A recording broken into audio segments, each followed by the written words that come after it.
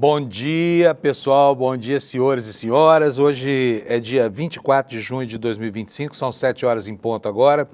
E eu vou começar o programa aqui hoje contando para vocês o drama de ser jornalista num mundo que parece ser um mundo bipolar, mas não no sentido, né, de uma polarização entre dois extremos, mas no sentido mesmo psiquiátrico dessa expressão, tá? Ontem, eu acordo às 4 da manhã, durmo cedo. Quando fui dormir, o mundo estava no abismo da Terceira Guerra Mundial começando, na iminência. Daí a pouco surgem as primeiras informações de que Trump tinha anunciado um inaudito cessar-fogo entre Irã e Israel. Inaudito porque ninguém esperava, nem os assessores dele sabiam que isso ia acontecer, mas ele fez o anúncio e, de repente, a informação foi confirmada, tanto por um lado quanto por outro, e aí o mundo respirou aliviado. Ufa! Estamos livres da Terceira Guerra Mundial. Quer dizer, isso entre 8 e 10 da noite, né? Aí o jornalista que acorda às 4 vai dormir e quando acorda, a paz decretada por Trump já tinha ido para o espaço. Foram 12 dias de guerra, que nem ele mesmo ressaltou, como ele disse, né? Trump disse a guerra dos 12 dias e só 2 horas e meia de paz. E aí Israel voltou a bombardear o Irã, né, nessa madrugada, já dia corrido por lá, e a guerra foi retomada. Então, a paz anunciada ontem à noite inaudita simplesmente não aconteceu. Durou 2 horas e meia, como eu falei, né? E nós não estamos livres dessa perspectiva de Terceira Guerra Mundial, infelizmente. Isso está, né, enchendo a cabeça das pessoas, preocupando todo mundo, e essa preocupação está de volta, porque, afinal de contas, está provado que não se resolve com uma canetada o conflito que desde 1979 ameaça explodir, né? E agora ameaça explodir com o mundo. Então a situação no momento é essa, tá? Se você ler nas manchetes dos jornais aí que a guerra acabou, desconfie, porque a informação já ficou velha. Ficou velha durante a madrugada, pereceu durante a madrugada. Novinha que estava, morte precoce de uma informação que parecia ser tão alvissareira, tá bom? E o mundo segue produzindo fatos que vão enchendo o noticiário hoje, já que aqui no Brasil nós temos aí um hiato, né, provocado pelas festas juninas no Nordeste brasileiro. Os políticos estão numa trégua relativa, digamos que numa espécie de pax congressual aqui, porque suas excelências deploram o trabalho no mês de junho e afinal de contas, eles estão cansados porque o recesso está chegando aí num semestre absolutamente improdutivo para todo mundo, para o governo, para o Congresso, para todo mundo, né? E a gente com um monte de incertezas aí, uma taxa de juros enorme, né? Um Conselho de Política Monetária do Banco Central que insiste em induzir talvez um período de recessão aí para refrear, né, a nossa alegria, a alegria das famílias que estão consumindo um pouquinho mais, né? Enfim. É isso aí, noticiário hoje carregado por assuntos internacionais e é justamente por eles que a gente começa agora na nossa conversa diária aqui com o meu querido coach de esportes aqui, o Alex Amorim. Bom dia, Alex. Bom dia, Panunzo. Bom dia, comunidade.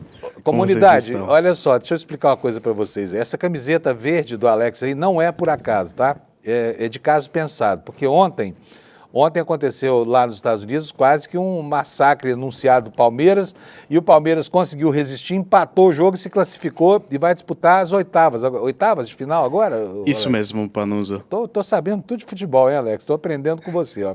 Fico Como feliz. É que foi o sufoco ontem? Conta pra nós, dá um depoimento seu de palmeirense roxo ou palmeirense verde, como queira. Então, o jogo terminou 2-2, porém o jogo começou antes. O Abel Ferreira colocou 2 volantes e não colocou nenhum volante de marcação. E nisso o Palmeiras ficou sem proteção no meio-campo. Nisso a torcida ficou alvoroçada no Twitter e tudo. Quando começou o jogo, Panunzo, foi uma loucura. Aos 16 minutos teve um contra-ataque e o Allende foi lá e fez o gol. O Murilo tentou correr atrás dele, porém sentiu a coxa. E nisso fez o primeiro, e no segundo tempo parecia que a gente ia ser eliminado, porque o Suárez fez um golaço, e o Porto tinha que ganhar de 2 gols de diferença dependendo.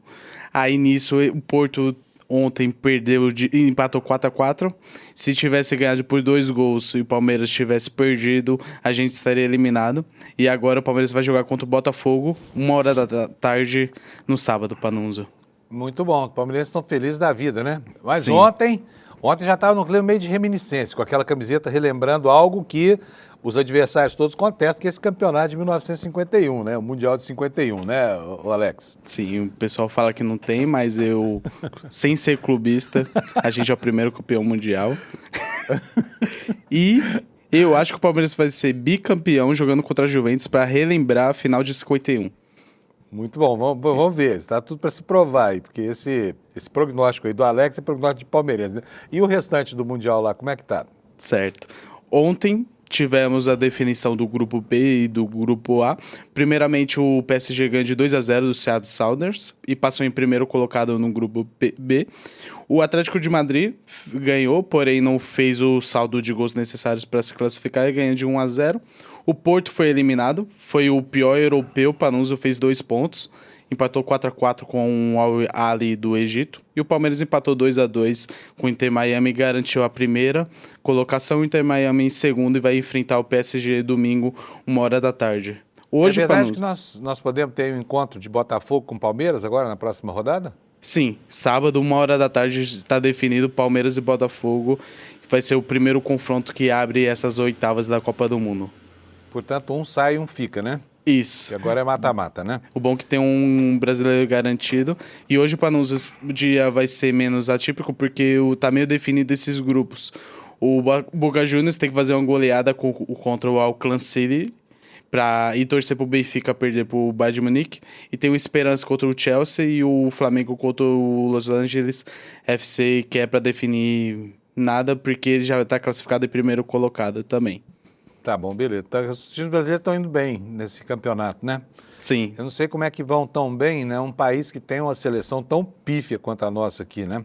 Sim. São Ancelotti, que venha ele aí, porque quem sabe se assim, quando nós perdemos o Ayrton Senna, perdemos o gosto pela Fórmula 1. Agora nós perdemos o futebol e ficamos sem o esporte aqui para louvar, já que não ligamos, né, para as conquistas femininas, o que é um horror, né, Alex?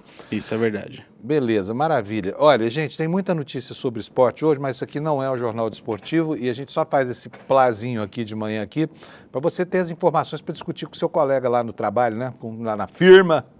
Porque Sim. todo mundo gosta de sacanear o colega quando o time dele não vai bem, né? Sim. É isso aí, Alex. Ontem o cara tava louco pra me zoar, só que eu esperei um tempinho e apareci no grupo lá. Foi muito bom. Muito bom. Gente, não zoem o Alex, hein? O Alex é nosso patrimônio aqui nas manhãs, tá bom? Muito obrigado. Ele não Vamos pode nessa, chegar Panuso. triste aqui. Vamos ver como é que vai ser. Sábado, né? Sábado. Palmeiras Isso. e Botafogo.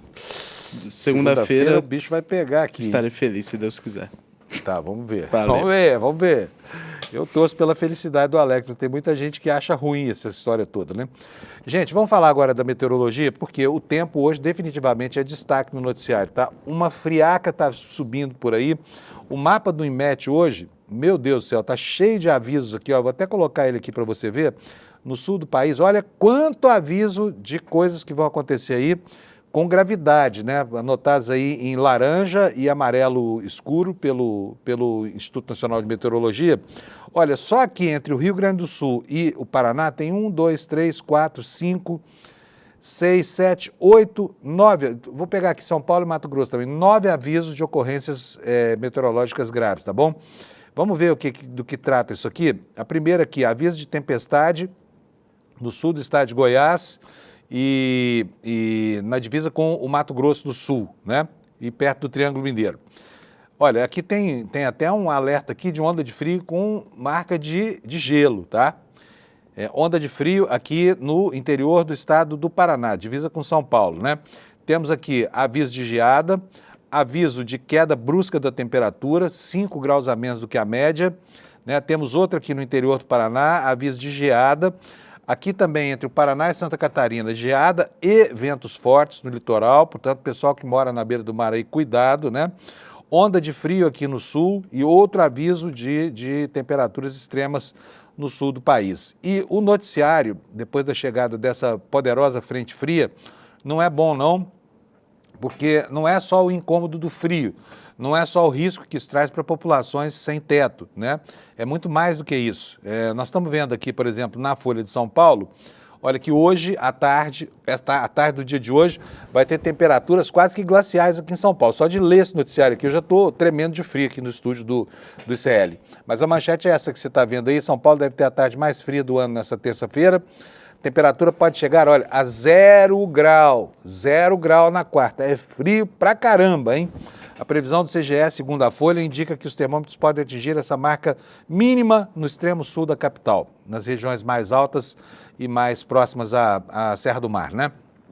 E o que é que nos diz essa reportagem da Folha de São Paulo? Diz que após a frente fria, que provocou chuva forte e ventania na segunda, a região metropolitana deve ter nesta terça a tarde mais fria do ano, quando a temperatura máxima deve ficar na casa dos 12 graus Celsius, por enquanto. Até agora, a tarde mais fria foi registrada pelo INMET no último dia 12, com uma mínima de 16 graus e meio na estação meteorológica do Mirante Santana, zona norte da capital, onde é feita a medição oficial da cidade. Para esta terça. E agora, eu estou estranhando essa informação aqui, porque nós tivemos aqui temperaturas de 10, 11 graus na semana passada, né, da madrugada. Pode ser que a matéria tenha sido mal redigida e dê conta de temperaturas durante o dia. Mas prossegue aqui a Folha de São Paulo. Para esta terça, a previsão de temperatura máxima é de 16 graus, deve ocorrer ainda de madrugada. Nas horas seguintes, a tendência é de aumento do frio, que vai atingir por volta de 7 horas 11 graus, 7 da manhã, agora, deve estar em 11 graus, mantendo-se nesse patamar até o meio-dia. À tarde, os termômetros devem superar 12 graus, caindo ainda mais à noite, até atingir a mínima de 5 graus Celsius no fim da madrugada desta quarta-feira. O órgão emitiu alerta laranja de perigo para a queda da temperatura em partes do centro-oeste, do sudeste e do sul do país nesta semana. Previsão de marcas de mais de 5 graus abaixo da média do mês. De acordo com o CGE, que é o Centro de Gerenciamento de Emergência da Prefeitura de São Paulo, a madrugada dessa terça ainda deve ter chuva fraca e chuviscos intermitentes. E as instabilidades, porém, se afastam rapidamente e isso permite o avanço da massa de ar fria. Quando as nuvens vão embora, o céu fica limpinho, fica azul, e aí a gente congela. É o que vai acontecer de hoje para amanhã, né? E ainda pode ocorrer rajadas de vento, as quedas de árvores, essa coisa toda. E a cidade, para quem não mora aqui em São Paulo, só a título de curiosidade, a cidade já aconteceu hoje com o trânsito sofrendo às 5 horas da manhã, porque os semáforos em muitos pontos da cidade já não estão funcionando mais por causa da ventania das últimas horas, tá bom? E, bom, lá no Rio Grande do Sul, o problema não é só o desconforto do frio, não é só, né, assim, aquilo que tanto molesta os paulistanos quando ocorre a passagem de uma frente fria, que é a queda de árvores, a falta de energia e tudo mais. Lá, né, o fantasma do que aconteceu no ano passado está lá, assustando, assombrando as pessoas. Olha só a manchete do Brasil de Fato. Sobe para 4 o número de óbitos causados pelas chuvas no Rio Grande do Sul. Já são 132 municípios afetados e a chuva está se afastando, né? Mas aí vem o frio. Chega essa onda incrível de frio lá no sul do país. Aqui, olha, uma foto bonita da água agitada, né, pela ventania. E essa reportagem nos informa que as fortes chuvas que chegaram ao Rio Grande do Sul na semana passada afetaram até o momento 132 cidades, 6 mil pessoas desalojadas, mais de 1.000 em abrigos. Dos 497 municípios gaúchos, 21 decretaram situação de emergência e Jaguari, que fica na região central do estado, decretou calamidade pública. O estado também registrou a 4ª morte, 2 pessoas feridas e uma segue desaparecida. O Instituto Nacional de Meteorologia emitiu 4 alertas meteorológicos para o Rio Grande do Sul, todos eles válidos para essa segunda-feira 23, como eu mostrei para vocês aqui no mapa do INMET. Quer ver só? Vou botar de novo aqui, olha. São 4 só no Rio Grande do Sul, tá? Nessa região aqui, olha, no sulzinho, tá vendo só? E depois tem mais 4, 6, 8 ainda fazendo referência a essa frente fria, tá? Bom, vamos seguir com o noticiário aqui. Você já sabe, o tempo vai ficar frio, impiedoso, frio inclemente no sul do país, no sudeste também, uma parte do centro-oeste, principalmente lá no estado do Mato Grosso do Sul. Teremos dias aí de recordes de temperaturas baixas, tá? Vamos agora saber quais são os destaques na capa do ICL. E aqui começa a confusão do noticiário. Vocês não imaginam como é duro ser jornalista quando o mundo parece esquizofrênico, assim, um momento é uma coisa, no outro momento é outra coisa. Você vai dormir, é uma situação, quando acorda é o contrário dela. Você vai escovar os dentes, quando sai do banheiro já é outra coisa, e é exatamente assim que está o dia de hoje, tá bom? No nosso site, olha aqui, ainda tem, deixa eu até atualizar aqui para ver se a gente já não atualizou. Vocês viram aí. Então, vou voltar aqui para trás para recuperar a manchete antiga. Não é isso aqui, não. Mas a manchete aqui é: Trump anuncia a trégua, mas nem Irã nem Israel confirmam. Agora a manchete é outra. Israel afirma que interceptou mísseis e acusou Irã de violar o cessar-fogo. E apesar de Teherã negar esse ataque, Israel, de novo, está metendo mísseis lá em Teherã, na capital do Irã.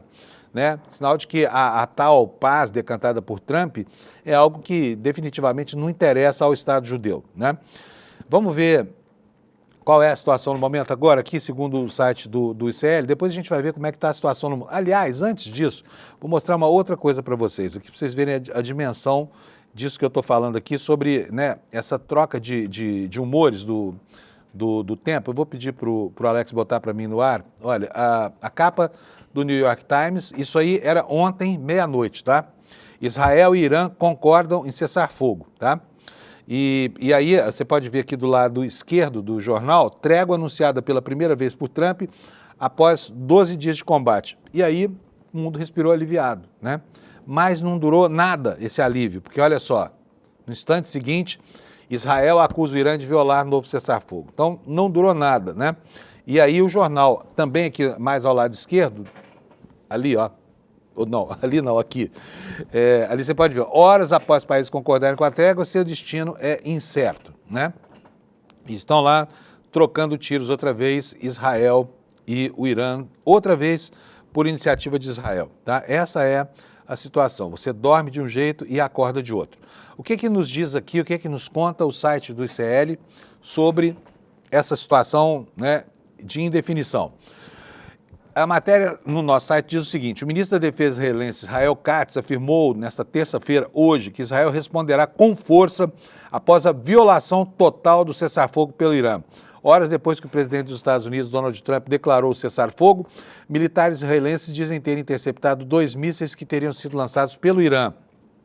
Acontece que Teherã negou a quebra do acordo. Os meios de comunicação estatais iranianos negaram que o Irã tenha disparado mísseis contra Israel depois que o cessar-fogo entre os dois países entrou em vigor na manhã desta terça-feira.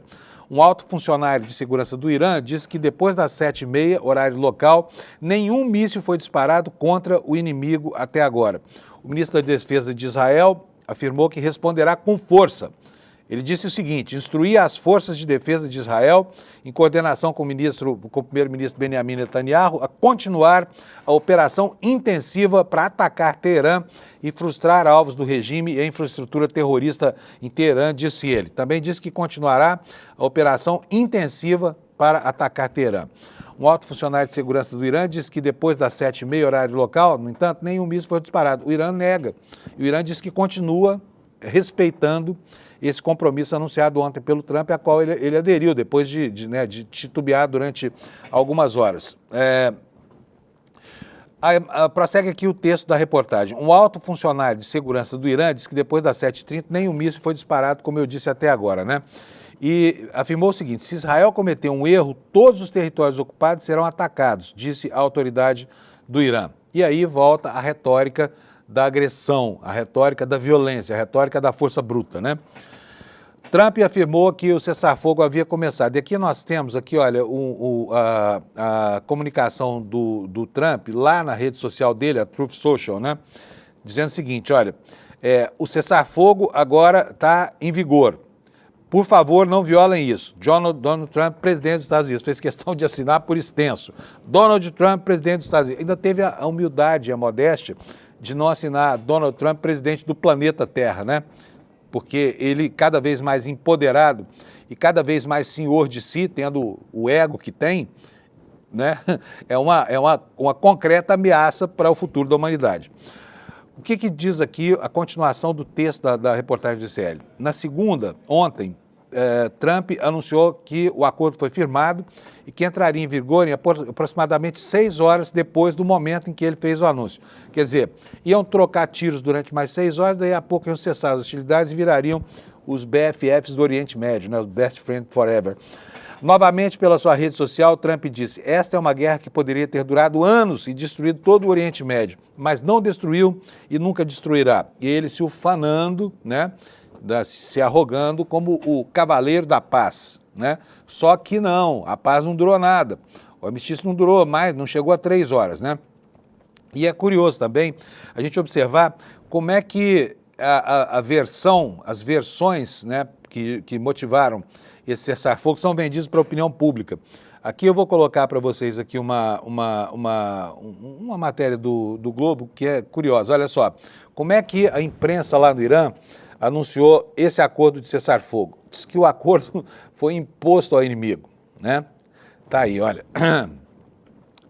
A mídia social estatal iraniana anunciou nesta terça-feira que um cessar-fogo foi imposto ao inimigo após a resposta militar do país à agressão dos Estados Unidos, horas após os ataques retaliatórios do Irã contra uma base dos Estados Unidos no Catar.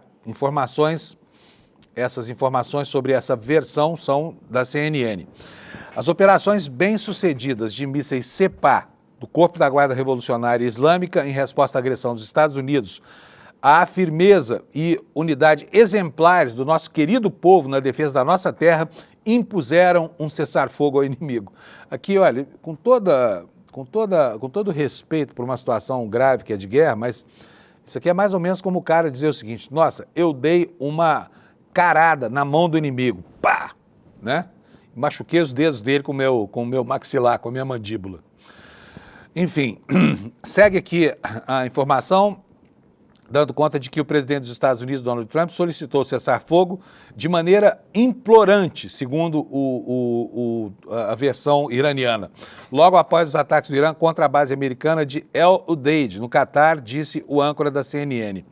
Ontem à noite, apenas uma hora após o ataque bem-sucedido com mísseis do Sepah, a base de Al Udeid, dos Estados Unidos, do Catar, em uma maneira de implorar, Trump solicitou o início de cessar-fogo na guerra inimiga sionista imposta contra o nosso país, né, num discurso cheio de adjetivos do âncora da televisão estatal do Irã, que, aliás, foi bombardeado na semana passada por Israel, né?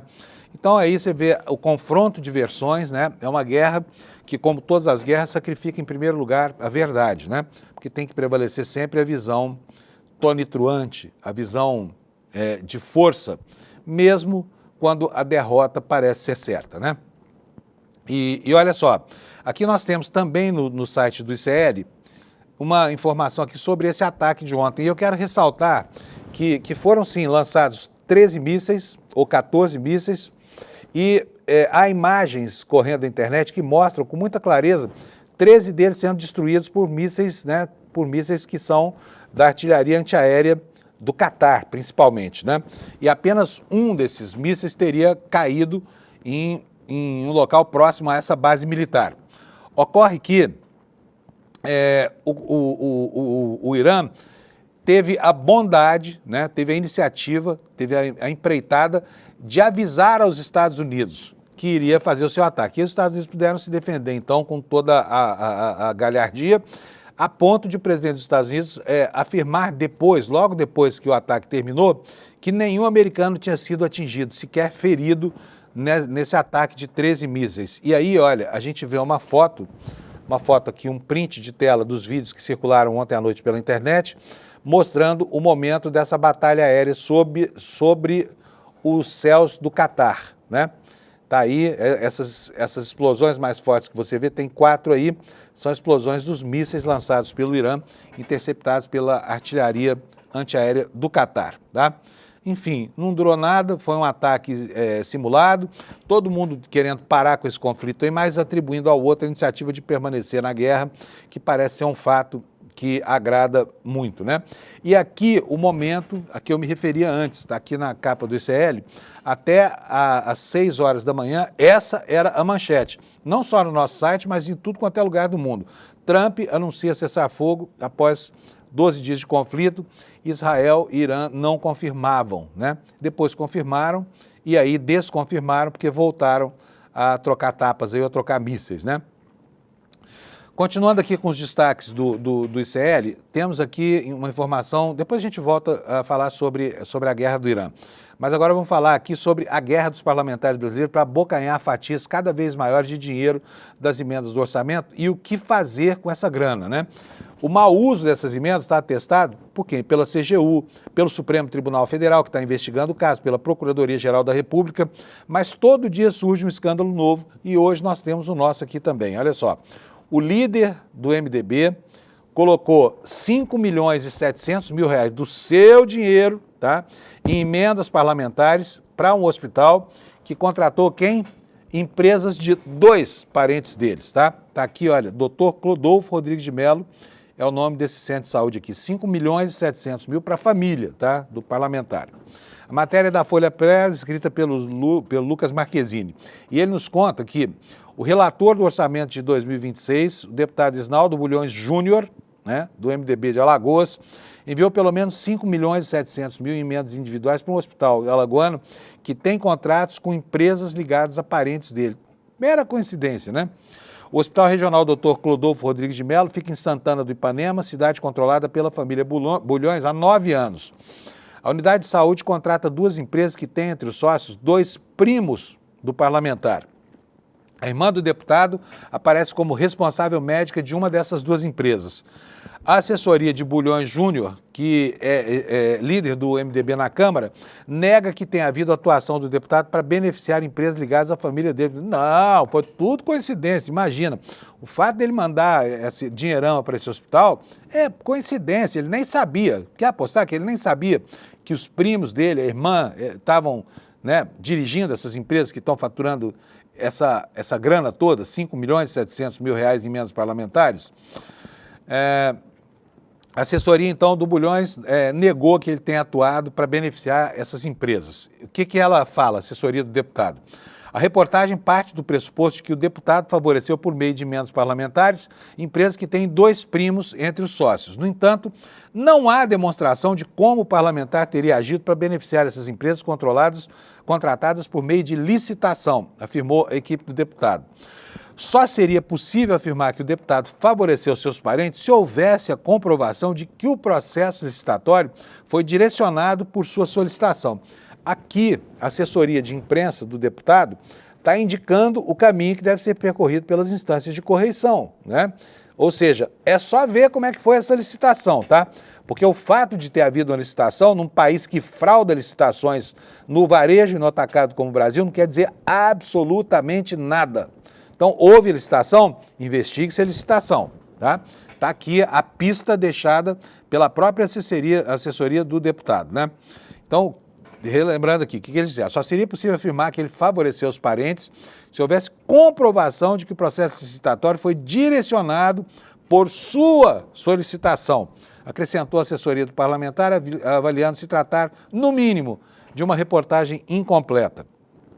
E aí nós estamos falando, gente, olha, nós estamos falando de emendas que saem, né, que são apresentadas, são pedidas por um parlamentar, são incorporadas ao orçamento da União, depois são liberadas pelo governo, né, e estão lá alimentando o caixa dessas empresas da família dos Bulhões, lá em Alagoas. E nada disso importa. Importa mesmo só é que houve um processo licitatório, ponto final. Segue aqui a reportagem. O hospital que recebeu recursos das emendas de Bulhões Júnior contratou em 2017 a empresa Alves e Monteiro, que tem entre sócios Maria Irene Alves Monteiro, prima em 1º grau do deputado federal. A Alves e Monteiro recebeu 4,5 milhões anuais pelo serviço de pediatria e ginecologia do hospital. Maria Irene não respondeu aos questionamentos da Folha de São Paulo. A irmã do deputado, que se chama Cristiane Bulhões, aparece como responsável médica da empresa do contrato assinado em 2017 entre a Alves e Monteiro e o hospital. E na época, a Cristiane era vice-prefeita do município. Ela não também respondeu ao contato da reportagem. A segunda empresa se chama Serve Shop. Aliás, desculpa, Serve Hospice, de hospital, Serve Hosp. Tem entre seus 12 sócios Benício Bulhões, tá? Também primo de Isnaldo Bulhões. Nesse caso, foram 3,5 milhões por ano para serviço de coloproctologia. O hospital teve um total de 89,9 milhões em despesas no ano passado. Benício Bulhões afirma que virou sócio da Serve Hosp para poder prestar serviços da coloproctologia no hospital. Ele diz o seguinte: não sei dizer se meu relacionamento com o deputado influenciou ou não. Claro que não, claro que não. Um primo... foi só o que eu falo, foi coincidência, né? Na hora que eu fui trabalhar em Santana, A cidade e a região ganharam especialidade que não existia e não existe mais hoje, afirmou. Em fevereiro deste ano, o médico parou de atender no hospital. Os valores pagos às duas empresas estão nos relatórios de transparência da InSaúde, que é a organização social que administra esse hospital. Nos seus regulamentos para contratação de serviços e compra de bens, não há necessidade de licitação. O deputado federal tem outras ligações com o hospital. A diretora de Relações Institucionais do estabelecimento se chama Fabiana Guimarães. Sabe quem ela é? Ela é esposa de um tal Renato Guimarães, que é funcionário de onde? Do gabinete de Isnaldo. Então, tudo coincidência. O deputado foi pego numa trama do destino, né? Em que toda a família dele está lá recebendo milhões e milhões de reais por ano para serviços prestados por um hospital na cidade dele, e ele não sabia de nada disso. A família dele, o fato de ter familiares dele lá é pura coincidência, né? É duro ser deputado federal e ficar sujeito às aleivosias desses jornalistazinhos aí que ficam escarafunchando negócios que não interessam a ninguém, senão aos familiares dos parlamentares que botam essa dinheirama toda no bolso.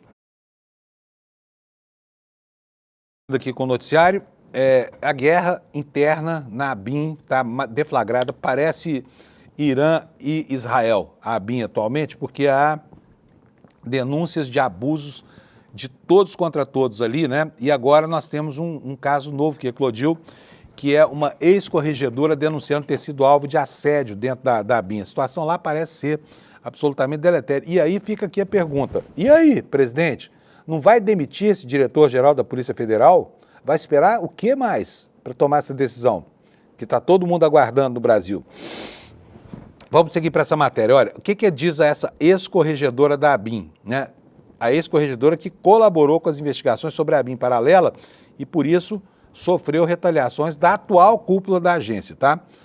Vamos ler aqui para vocês a reportagem do Kleber Lourenço, aqui do nosso site, do ICL Notícias, que nos conta que uma representação formal enviada à Controladoria Geral da União e à Polícia Federal por Lidiane Souza dos Santos, que até setembro de 2024 ocupava o cargo de corregedora da Agência Brasileira de Inteligência, a famigerada ABIN, revela que há um quadro sistêmico ou sistemático de assédio institucional, perseguição funcional e até misoginia no âmbito da alta gestão dessa agência. Os documentos a que o ICL teve acesso mostram que a Lidiane foi alvo de ataques internos e tentativa de deslegitimação após colaborar com as investigações da Polícia Federal e do Supremo sobre a existência de uma estrutura paralela de inteligência que operava dentro da ABIN durante o governo Bolsonaro, utilizando-se daquela ferramenta de espionagem chamada First Mile, o programa que rastreava telefones de autoridades, né?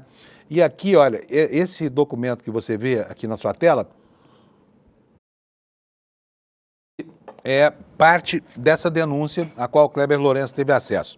O que a Lidiane conta aqui para nós? Eu, Lidiane dos Santos, oficial de inteligência do quadro pessoal da ABIN, matrícula tal, venho com o intuito de trazer a lume posturas inaceitáveis no âmbito das relações humanas e profissionais, bem como encorajar a política de tolerância zero com abusos e com a prática de assédio e discriminação na ABIN, tratar de condutas perpetradas pelos servidores Luiz Fernando Correia, diretor-geral, Alessandro Moretti e Marco Aurélio Chaves Cepic, ex e atual diretor adjunto, respectivamente. Os fatos que serão relatados ocorreram em março de 2023, dizem respeito ao tratamento dispensado pela cúpula da ABIN para com a signatária, que ocupou a função de titular da corregedoria entre 31 de agosto de 22 e 31 de agosto de 24. As ações visavam isolar e asfixiar o trabalho da unidade correcional, especialmente no seu papel de cooperar com as apurações em curso no Supremo Tribunal Federal acerca do uso da ferramenta First Mile, bem como humilhar e desacreditar essa subscritora publicamente e minar a sua estabilidade psíquica e física. Tal cenário se acirrou em face do avanço das investigações, gerando descontentamento nos referidos servidores, especialmente pela repercussão midiática de possíveis atos de obstrução à apuração por parte da atual gestão, fazendo com que fosse cessada a interlocução da direção-geral com a corregedoria. Então nós estamos vendo aqui a guerra interna, né? E essa deve ser a milionésima denúncia que acontece acerca do clima de coação que existe dentro da ABIN, né? E o incrível nesse caso aqui, é a inércia do governo, que está vendo o circo pegar fogo e não faz nada, né? Não pega a mangueira de incêndio, não faz nada. E mantém ali o senhor Luiz Fernando Correia numa posição incômoda, né? Para um país assim, depois de tantas denúncias e ainda hoje nada acontece com esse sujeito. Vamos continuar aqui na denúncia, só mais um trechinho, para a gente entender direito o que essa servidora falava. Ela diz o seguinte: as ações visavam isolar e asfixiar o trabalho da unidade correcional, especialmente no seu papel de cooperar com as apurações em curso no Supremo acerca do uso da First Mile. Entre os alvos da representação, Luiz Fernando Correia, né, como eu já falei, o Alessandro Moretti e o José Fernando Chuí, todos mencionados por ações que, segundo essa funcionária, ex-corregedora Lidiane, tinham o objetivo de desmoralizar a corregedoria e comprometer a sua credibilidade funcional. Correia e Chuí foram posteriormente indiciados pela Polícia Federal. Então, está aqui o fogo, o tiroteio lá dentro da ABIN, né? Vamos voltar aqui agora, gente, um pouquinho para a situação lá no exterior. Não vou falar sobre a violação do acordo por enquanto, não, porque tem algo que está obscurecido, tem duas questões que esse conflito entre Irã e Israel acaba obscurecendo, né? Essas duas questões são, primeiro, a situação interna nos Estados Unidos, a perseguição draconiana contra os imigrantes e os estrangeiros em geral, e, por outro lado, a situação em Gaza, que continua sendo massacrada por Israel e acabou invisibilizada pela guerra contra o Irã, que é muito mais violenta, né? Então, nós vamos ver agora alguns vídeos que correram na internet ontem, porque as ações do ICE contra estrangeiros nos Estados Unidos estão recrudescendo. E vocês se lembram que logo no comecinho do governo Trump, a justificativa para essa perseguição aos estrangeiros, principalmente aos indocumentados, ela ocorria por quê? Porque Trump alegava que bandidos de outros países formavam gangues que atuavam nos Estados Unidos e tinham que ser contidos, né, para que o país tivesse a paz social restaurada. Olha, a paz social restaurada é algo para se provar, né? O que a gente viu foi essa polícia, a SS do Trump, buscando esses bandidos terríveis em porta de escola, sabe? Dentro de hospitais, na calçada de agências da própria imigração, onde os estrangeiros que lá residem iam para tentar resolver a sua situação. Muitos deles já praticamente com os documentos, né, concedidos, apenas iam buscar e ainda assim eram capturados. Eu vou mostrar para vocês algumas cenas que foram vistas ontem nos Estados Unidos, e você vai ver que coisa horrorosa que está o clima de perseguição lá. Em tudo isso lembra a Alemanha a partir de 1933, tá?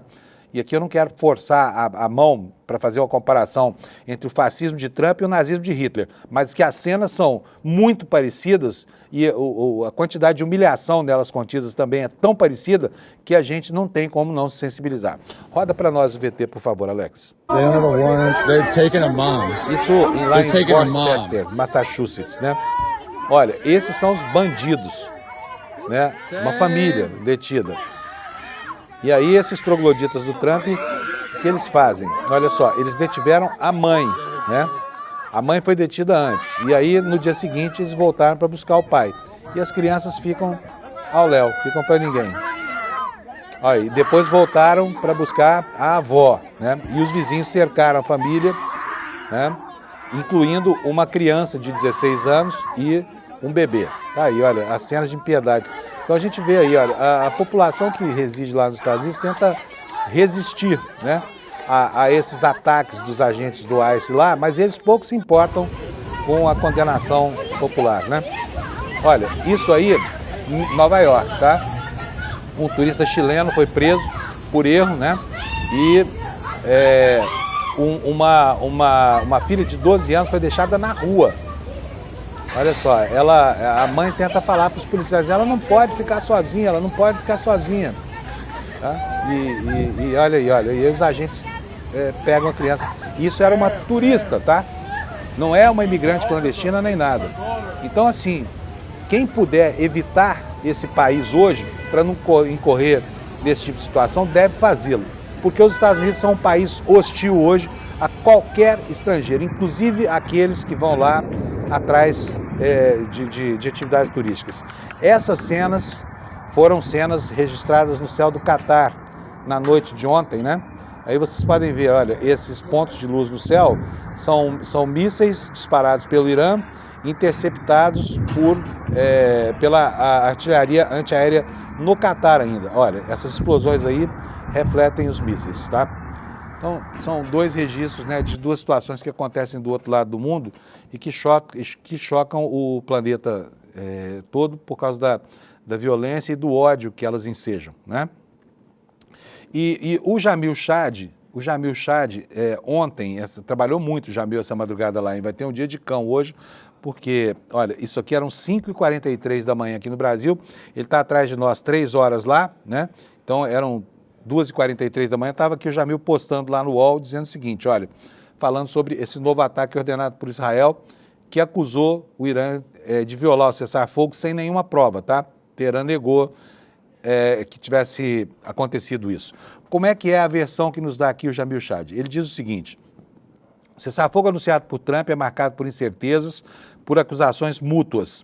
O governo de Israel confirmou que aceitou o plano sugerido pela Casa Branca, enquanto o Irã também indicou que estava comprometido com esse acordo. Mas em menos de 3 horas depois da entrada em vigor, o gabinete de Benjamin Netanyahu acusou o Irã de ter violado o pacto e já de manhã, nesta terça-feira, ele ordenou uma resposta firme a esses mísseis supostamente lançados por Teherã. O regime iraniano negou que tenha desrespeitado o entendimento, reafirmou, confirmando o cessar-fogo e disse não confiar na palavra do inimigo. Fontes diplomáticas confirmaram ao UOL que nesta manhã o status de cessar-fogo é uma grande incógnita. Portanto, assim, pode não ter passado de mais uma basófia trumpiana, né?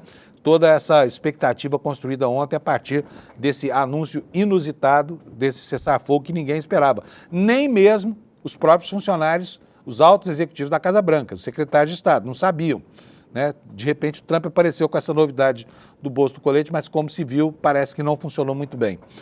E aí o Jamil nos conta o seguinte, olha, que nessa segunda-feira, para surpresa da comunidade internacional, o Trump afirmou que tanto Israel como o Irã tinham feito o acordo e que ele iria entrar em vigor 6 horas depois daquela declaração. Portanto, eles tinham 6 horas para trocar tapas aí publicamente, mas esse prazo sequer chegou a ser esgotado, tá? À meia-noite, horário de Washington, essa declaração foi feita e o silêncio perdurou por horas, só foi quebrado depois, né, pelo estrondo provocado pelos mísseis israelenses que voltaram a fustigar o território do Irã. O Jamil nos conta aqui que no horário estabelecido, o governo israelense confirmou que tinha concordado com o cessar-fogo 12 dias depois do início do conflito militar. E até fez um comunicado, aqui entre aspas, olha, Israel agradece ao presidente Trump e aos Estados Unidos por seu apoio na defesa e sua participação na eliminação da ameaça nuclear iraniana, disse o governo, que é outra afirmação que está por ser provada sobre a desmobilização desses supostos arsenais, né? E prossegue, em vista de realização dos objetivos da operação e em total coordenação com o presidente Trump, Israel concordou com a proposta do presidente para um cessar-fogo bilateral. Esse acordo, porém, foi atingido depois de Israel ter alcançado todos os objetivos da operação, removendo a dupla ameaça existencial imediata de si mesmo, tanto no campo nuclear quanto no de mísseis balísticos, afirmou esse comunicado. Então está aqui o que o Jamil Chad nos conta sobre essa situação que permanece incerta lá no Oriente Médio, né?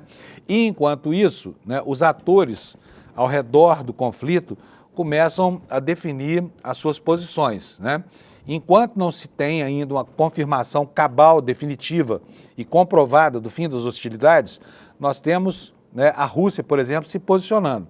A Rússia que está enfrentando uma guerra difícil na Ucrânia, que provavelmente não quer mais envolvimento bélico com questões que não afetam diretamente o seu território, ela já disse que pode sim dar ajuda militar ao Irã, né, em meio a isso que o Brasil de fato chama de dramática escalada de conflito com os Estados Unidos e Israel.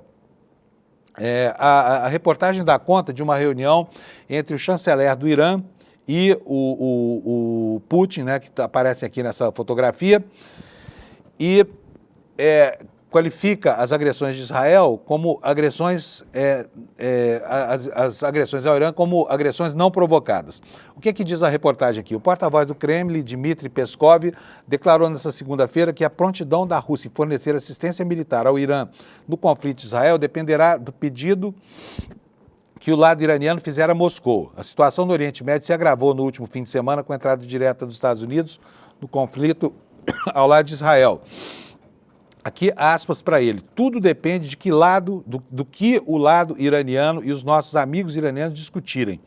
Hoje, o Ministério das Relações Exteriores do Irã realizará contatos nos quais, após a dramática escalada, será possível trocar opiniões e o lado iraniano poderá nos informar sobre a sua visão da situação, disse Peskov, citado por uma agência russa. O porta-voz do Kremlin não respondeu à pergunta sobre a possibilidade de a Rússia fornecer ao Irã sistemas de defesa aérea, como, por exemplo, sistemas S-300 ou S-400, que são muito avançados.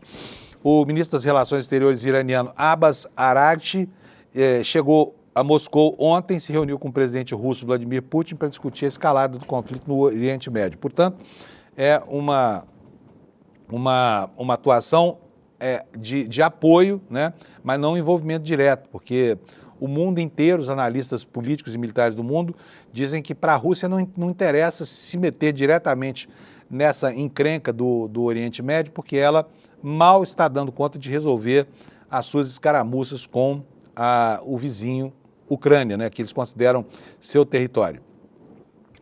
Vamos voltar agora a falar sobre os problemas aqui no Brasil. Aqui nós tivemos ontem uma reação de um personagem que ficou conhecido, sobejamente conhecido, como um notório ladrão de dinheiro público, né, que foi o ex-governador Sérgio Cabral, lá do Rio de Janeiro, louco para voltar ao cenário político brasileiro, né? E nós temos aí esses fantasmas lá do passado nos assombrando a todo momento. Mas olha, agora, o que o Cabral fez? Ele aproveitou a condenação do Marcelo Bretas pelo CNJ, né, para tentar anular todos os atos do Bretas contra ele. É o que nos diz aqui o UOL, nessa manchete que o Alex vai mostrar para a gente. Está aqui, olha, a defesa de Cabral pede anulação dos atos de Bretas após condenação do CNJ. E o corpo da reportagem nos informa o seguinte: a defesa do ex-governador fluminense Sérgio Cabral pediu ao Supremo a anulação de todos os atos do ex-juiz federal Marcelo Bretas, depois que ele foi condenado pelo CNJ. Bretas manipulou ilegalmente a própria competência para ser o responsável pelas operações da Lava Jato no Rio, segundo a defesa. Desta forma, é possível observar que no tocante à Operação Calicut, Marcelo Bretas, em conluio com um advogado que se chama Nitalmar Dias Ferreira e com o procurador da República, Leonardo Freitas, manipulou ilegalmente a sua competência e buscou a todo custo a confissão de Fernando Cavendish para garantir a conexão entre as duas operações citadas. Com isso, defesa pede anulação de todos os atos processuais praticados por Bretas. O pedido inclui a homologação de acordos de colaboração e medidas cautelares pessoais, patrimoniais e probatórias. No dia 3 de junho, Bretas foi punido com aposentadoria compulsória pelo CNJ. Aliás, né, toda vez que a gente lê uma notícia assim, vem de novo a lembrança de que o judiciário brasileiro, né, inventou um sistema para presentear aqueles que se comportam mal, aquele que se corrompeu, que vendeu sentenças, que manipulou, como fizeram esses caras da Lava Jato, uma situação jurídica em proveito de uma causa ideológica. O que essa gente faz? É punido com uma aposentadoria cujo salário pode chegar a quase 44 mil reais, tá? Pode chegar a 44. Essa é a punição.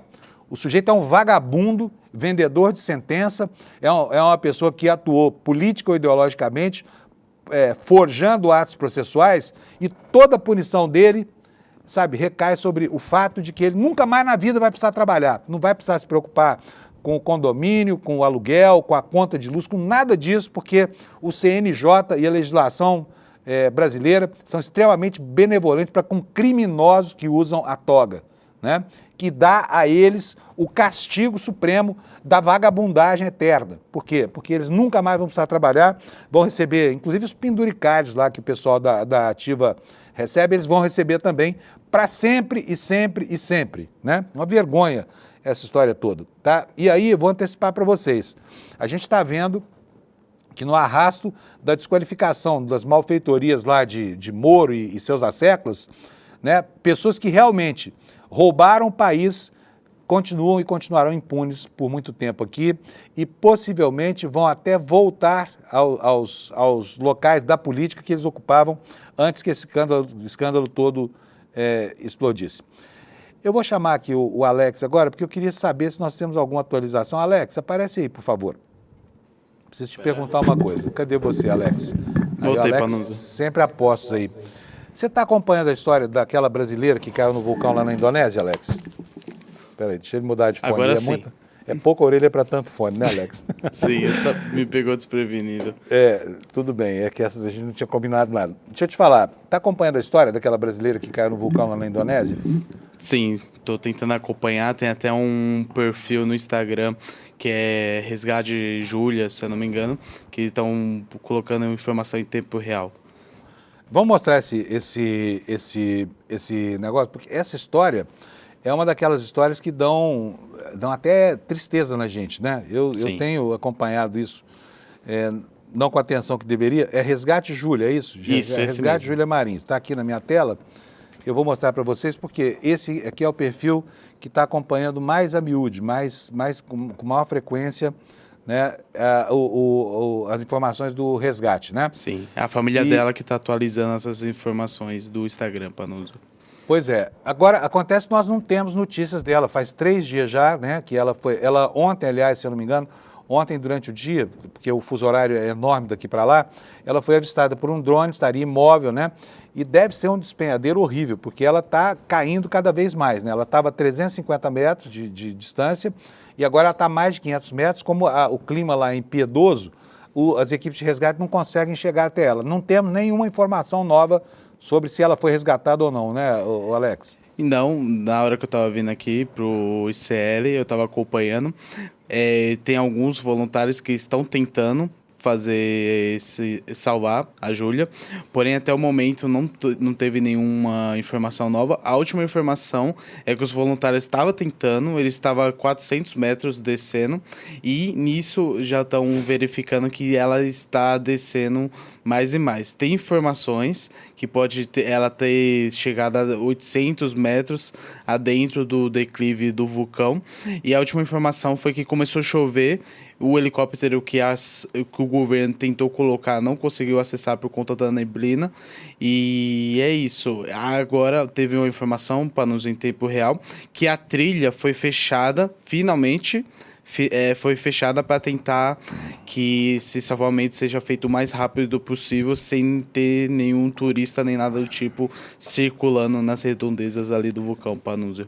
Aliás, esse vulcão deve ser um lugar muito perigoso, viu? Você que é aventureiro e tudo mais, se você quiser ir a um lugar bastante insensato, é exatamente essa trilha que essa moça está fazendo lá. E a gente está aqui na torcida por ela, mas infelizmente, né, já são 3 dias, ela está sem água, está sem alimentos lá. Ela foi avistada da última vez por um drone imóvel, né? E a dificuldade é extrema. Inclusive com acusações da família de que o governo da Indonésia forjou um falso resgate, uma falsa aproximação anteontem, né? Para fazer uma pantomima só, né? Para dizer que não estava fazendo nada. Então, ela continua lá e a gente continua aqui na torcida para que ela seja resgatada. E olha, eu vou falar uma coisa, viu?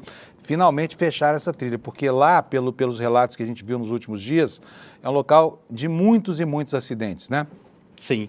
Olha, está aqui uma outra informação, né, justamente sobre esse histórico de acidentes lá nessa trilha, né? A montanha é uma montanha até bastante bonita, né? São 3.700 e tantos metros de altitude, né? Uma altitude em que o ar já fica bem rarefeito e dificílimo de caminhar numa situação, especialmente em subidas muito íngremes, cheias de pedras que rolam o tempo todo. Olha só, Rinjani é o segundo maior vulcão da Indonésia, que tem 3.726 metros de altitude, não altura, né? Está ativo esse vulcão, ou seja, há risco de erupção, embora a última tenha ocorrido em 2016, entre agosto e setembro de 2016. Muitos turistas já morreram no local. Em maio, um turista malaio de 57 anos morreu lá nesse vulcão Rinjani, depois de uma queda enquanto escalava. Em 2022, um português também morreu após despencar de um penhasco lá do cume, segundo a BBC. E em 2012, um grupo de 7 estudantes morreu durante uma escalada. Quer dizer, é um lugar perigosíssimo, né? O lugar que essa moça, Juliana, escolheu para fazer o seu passeio. Então, infelizmente, nós não temos, mas a qualquer momento pode acontecer a notícia do resgate. Até porque lá na Indonésia agora já é praticamente noite, não é, Alex? Sim, a gente vai verificar aqui. E o clima impiedoso lá nessa cratera de vulcão, né, impedindo, já faz muito tempo, faz muitos dias, o resgate dessa moça, né? Sim. Lá, lembrando, já tá ficando noite, lá é 5h55 da tarde para uso. Então as buscas têm que ser logo para não ter aquela desculpa novamente de ficar à noite e encerrar por conta da neblina ou conta do tipo. Muito bom. Estamos na torcida aqui, mas infelizmente, né, a luz do dia, que é fundamental para o prosseguimento desse trabalho de resgate, está acabando já por lá, se é que já não acabou, né? Gente, olha só. Temos uma notícia ruim sobre o meio ambiente aqui no Brasil também, uma notícia que está no site da Folha de São Paulo, no Carrossel, dando conta de que a nossa área queimada no Brasil no ano passado superou em 62% a nossa média histórica. Foi um ano dificílimo, né? E aqui há um mapa fazendo a comparação entre a média histórica, que é esse quadradinho vermelho aqui mais à direita, menorzinho, e o que foi o Brasil no ano passado. 30 milhões de hectares foram queimados, principalmente no Cerrado brasileiro, né? Contra 18 milhões de hectares na véspera, né? E aqui está a incidência desse fogaréu todo sobre os biomas brasileiros. Olha só, na Mata Atlântica, o crescimento de queimadas superou 261% a média histórica, na Amazônia em 117% e no Cerrado brasileiro 10% a mais de devastação no Cerrado. Ou seja, não está sendo suficientemente bem sucedida a política do governo de combate a esse tipo de ataque contra os vários biomas brasileiros, né? E lá nos Estados Unidos, nós temos essa informação aí. Enquanto a gente aqui ainda tenta salvar um pouco do patrimônio ambiental que sobrou intacto no Brasil, que vai se perdendo aí lentamente, lá nos Estados Unidos, o Trump simplesmente acabou com a proteção a 50 milhões de acres, 58 milhões, 60 milhões de acres das florestas nacionais nos Estados Unidos, que já são tão raras, né? Informação que está no Times, no New York Times, tá? A secretária de Agricultura, Brooke Rollins, disse que a regra da era Clinton, que proibia a construção de estradas e a exploração de madeira, estava desatualizada e era absurda. Então agora podem pegar esses parques nacionais aqui que sobraram e baixar a madeira que tem aqui, construir rodovias, enfim, e continuar o processo de devastação, né? O que nos diz aqui a Lisa Friedman, do New York Times. O governo Trump disse segunda-feira que abriria 58 milhões de acres de áreas remotas em florestas nacionais para construção e desenvolvimento de estradas, removendo proteções que estavam em vigor há um quarto de século. A secretária de Agricultura, Brooke Rollins, anunciou planos para revogar a regra sem estradas de 2001, que preservava a natureza selvagem de quase um terço das florestas nacionais dos Estados Unidos. Ela afirmou que a regulamentação estava desatualizada. Mais uma vez, o presidente Trump está removendo obstáculos absurdos à gestão sensata dos nossos recursos naturais ao revogar uma regra estritamente restritiva de estradas sem estradas, disse a secretária Rollins em um comunicado, afirmando que a revogação inaugura uma nova era de consistência e sustentabilidade para as florestas do país. Não se sabe que sustentabilidade é essa, né? Deve estar falando sobre sustentabilidade econômica para quem explora essas florestas, né? Grupos de ambientalistas, encerra aqui a postagem do New York Times, disseram que o plano poderia destruir algumas das paisagens intocadas dos Estados Unidos e prometeram contestá-los na justiça, tá? E, bom, estamos já no encerramento do programa, eu tenho pouquíssimo tempo e eu preciso reiterar aqui um convite que já fiz para vocês, de que vocês, nesta segunda-feira, neste domingo agora, não percam essa aula magna que o Eduardo Moreira está preparando para a gente aí, né? Investir é para todos. Isso aqui é para todo mundo que tem um dinheirinho guardado aí, que está perdido agora, não sabe se põe na poupança, se compra CDI, se compra CDB, se faz renda fixa, renda variável. O Eduardo, que é um craque, vai destrinchar para a gente o que você precisa para não se meter em confusão com a sua poupança de vida inteira, tá? É uma aula magna gratuita e ela vai te ajudar e muito a saber o que fazer com o seu dinheiro no momento de volatilidade global, de juros escorchantes no Brasil, né? E de uma política tão sujeita a uma saraivada de críticas quanto essa política econômica do governo atual. Então, para se proteger, você vai aqui no site do ICL, aqui, ó, aqui embaixo, aqui, ó, ali, despertaicl.com.br, deixa o seu e-mail, faz sua inscrição, recebe seu convite e no domingo você participa às 8 horas da noite, daqui a 5 dias, né, portanto, dessa aula magna. Vou deixar aqui na tela um pouquinho mais, porque se você quiser pegar o QR Code para que te leve até esse link, é só fotografar esse QR Code que está aqui no lado esquerdo da nossa tela, tá bom? E assim, 8 da manhã, quero desejar para você um ótimo dia, uma ótima terça-feira. Amanhã nós estamos aqui às 7 da manhã para conferir o que foi que aconteceu neste surpreendente planeta Terra de tantas idas e voltas, de tantas voltas e idas, tá bom? Bom dia para você, tudo de bom, bom trabalho, saúde e até amanhã às 7 horas. Tchau. Você já viu, né? Falar de investimentos parece que é sempre algo muito complicado, mas é de propósito, porque se você entender, você começa a questionar essas aplicações e principalmente comece a escolher você mesmo o que é melhor para o seu dinheiro.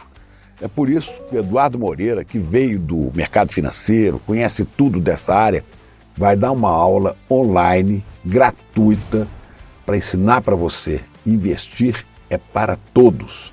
Vai ser no domingo, dia 29 de junho, a partir das 8 da noite. Ele vai ensinar como é que esse mercado funciona. Esse é o tipo de conhecimento que te liberta de riscos. E é de graça, o que é melhor, no tanto que você pode aprender. Aula online, gratuita, e você não pode perder.